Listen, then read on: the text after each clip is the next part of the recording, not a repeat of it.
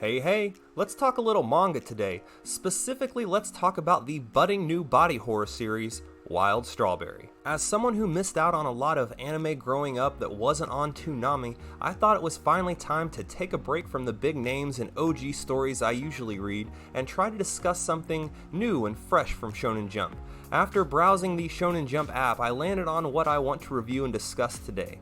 The beautiful yet murderous world of Wild Strawberry by unknown author Ire Yonemoto. Minor spoilers ahead for all 3 chapters released at the time of this recording, but I don't think I'm really spoiling much as these chapters have mostly just introduced us to the world and the premise of this series. The series opens up and immediately I was absolutely stunned by the artwork. Seeing a pseudo-future Tokyo draped in floral was really impressive. The amount of detail that the author puts into this artwork is really good. This beautiful art pulls us right into the story behind this plant-based takeover. In a world where plants have run amok, infecting humans Last of Us style via spores, it forces humanity to develop a vaccine to seemingly halt the vegetable takeover. Without this vaccine, humans randomly sprout, or more fittingly burst, into Jinka.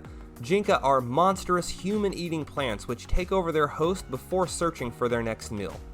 Okay, this art is seriously incredible. I almost cannot believe this is a debut mangaka's work. Ire Yonemoto must be a pen name, and honestly, the answer to this question is almost more interesting than this series itself. The way that they play with not only the detailed grotesqueness of these Jinka, but also the splashes of color they insert randomly through this really brings another layer and a level that we don't see in a lot of Shonen Jump or any manga series so far, and I really do appreciate that part of this.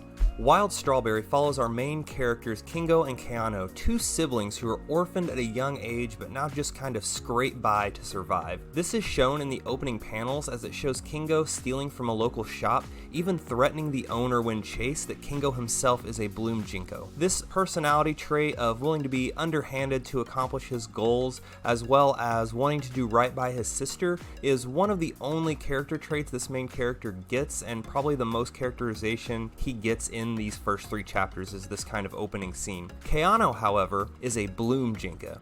However, as shown in flashbacks and modern day, Keano has control over her transformation and isn't one of the murderous daffodils that are out there taking out people. So therefore she has to be hidden away from the world as Kingo is the face of the household and has to go about getting together what they need in order to live their meager life. One other layer the author peppered in that I really liked was that Kingo works on the Flower Funeral Force, which not only is a super dope name, it is a task force that is charged with hunting down and ultimately incinerating Bloom Jinka. Things, but nothing at the same time happens, and Keano is found out to be a Bloom Jinka and the Fire Funeral Force descend on her position.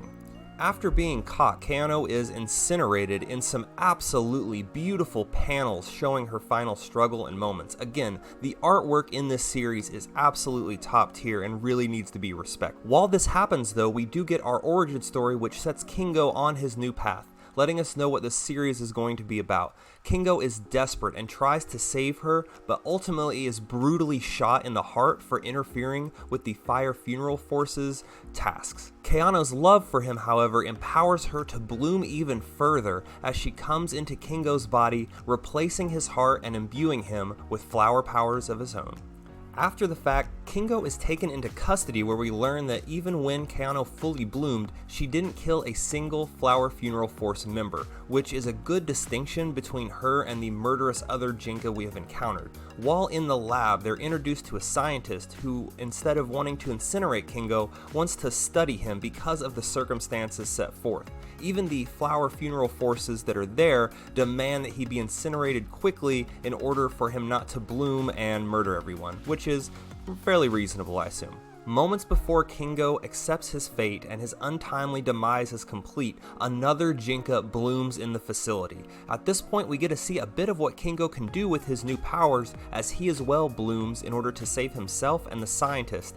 The 2 escape, and after some good background information in order to show a long-term goal of needing to get to the heart of the floral nightmare that Tokyo is experiencing.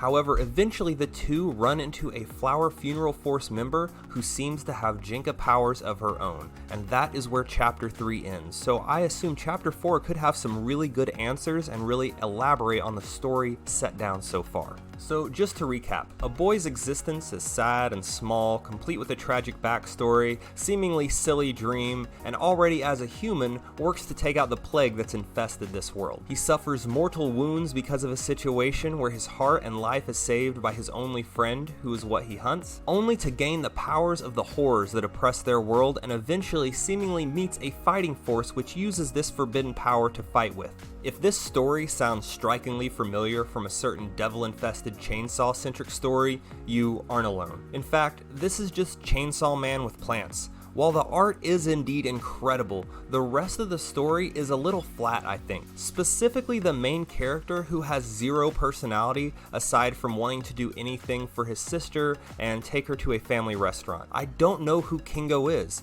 Denji at least has his own personality, as teenager perverted as it is. Kingo, on the other hand, has barely any personality, and all the tension is set due to the desperation of the setting rather than around the character himself. This writing tactic does have merit, and the little world and situation building we've got so far really carry the story. But honestly, I think the story is still a little lacking so far because we don't really have anything close to a main character. Kingo absolutely has to develop a personality within the next few chapters, or I don't know how long I'm going to be around for this. Overall though, I will be sticking around for a few more chapters, as I do think the world building and the art especially is incredible and makes this interesting at all. I do want to see how these possible Bloom, Jinka, Fire Funeral Force members operate, and what information they can reveal as how this world can be saved. I assume in the next chapter or two, I hope we get a great deal of exposition and a little bit more insight into how this world and this structure function.